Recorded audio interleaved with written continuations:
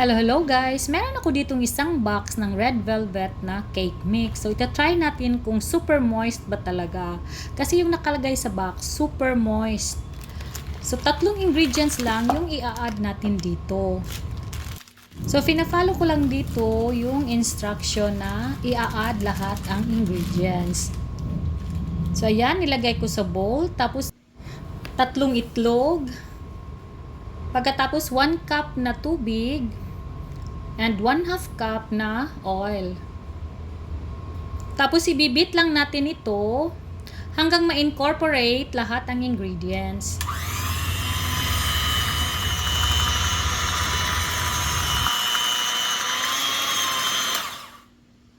So, pagkatapos nating ma-mix, scrape lang natin yung gilid kasi may mga flour pa kasing nanikit.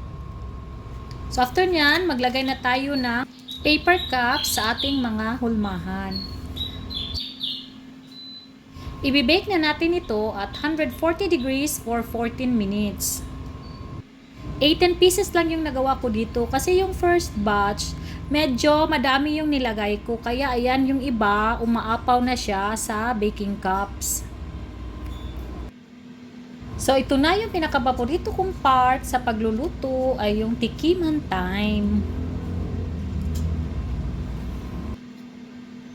Medyo moist lang siya pero napakalambot at napakasarap at hindi siya matamis.